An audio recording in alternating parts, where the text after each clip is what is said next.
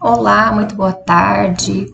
Estamos aqui mais uma vez para darmos continuidade às reflexões que fazemos em torno do livro da Esperança, psicografia do Francisco Cândido Xavier, pelo Espírito de Emmanuel. Hoje nós iremos falar a respeito do capítulo 64, intitulado Médiuns de Toda Parte.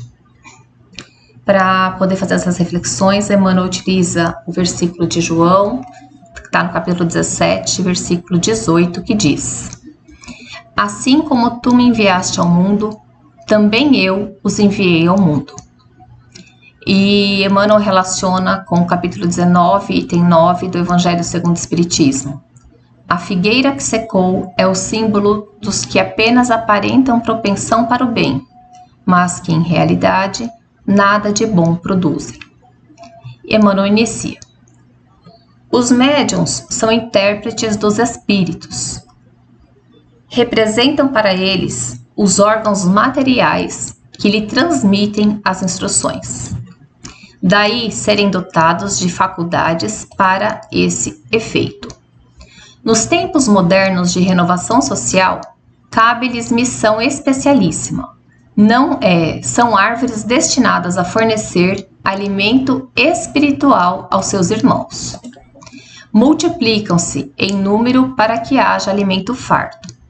Existem por toda parte, entre ricos e pobres, entre grandes e pequenos, a fim de que nenhum ponto faltem, para que todos os homens se reconheçam chamados à verdade.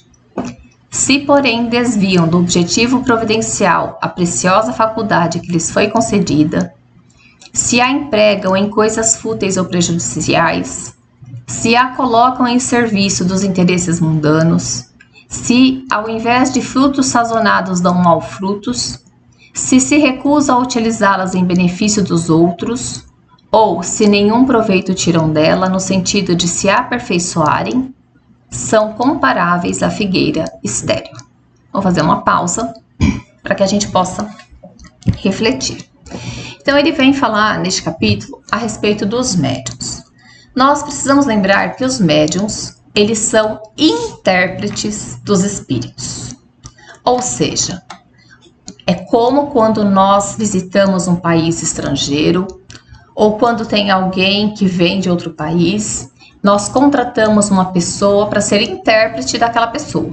Então, ela vai conversar com essa pessoa que vem de fora, na língua que ela sabe que ela conversa, vamos supor em inglês, e depois essa pessoa vai nos dar o que ela entendeu na nossa versão. Então, toda tradução é uma interpretação. Então, os médiuns também são intérpretes dos espíritos. Os espíritos lhes dizem aquilo que eles querem que seja falado e o médium traz da maneira como eles entenderam a mensagem, certo? E nós sabemos que ser médium, né, não é um privilégio somente que se aplica àqueles que estão dentro da doutrina espírita. Nós encontramos médiuns em todas as religiões, em todos os lugares. Por quê? Porque esses médiuns têm uma missão, que é fornecer alimento espiritual para os seus irmãos.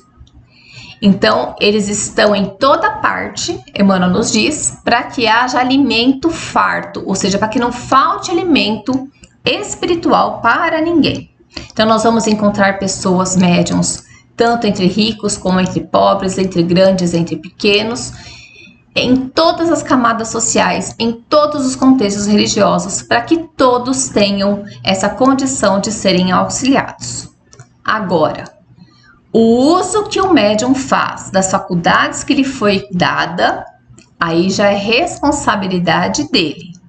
Se um médium souber utilizar essa faculdade para se aperfeiçoar e para contribuir para com aqueles que caminham com ele estará aproveitando esse benefício, não só para si, mas também estendendo o benefício para o outro. Se o médium não faz isso, Emmanuel nos diz que ele fica comparável à figueira estéril. Figueira estéril é aquela árvore que não dá frutos, né? Então, dar ou não frutos vai depender da maneira como o médium utiliza a faculdade que lhe foi dada, ok? Então, Emmanuel segue. Estas considerações tão ricas de oportunidade, à frente da extensão constante das tarefas espíritas na atualidade, não são nossas. São conceitos contextuais de Allan Kardec no item 10, capítulo 19 do Evangelho segundo o Espiritismo, escritos há quase um século, e isso da data em que foi publicado este livro, ok? Os médiuns são legiões. Funcionam aos milhares em todos os pontos do globo terrestre, seja na administração ou na colaboração, na beneficência ou no estudo, na tribuna ou na pena, no consolo ou na cura, no trabalho informativo ou na operação de fenômenos.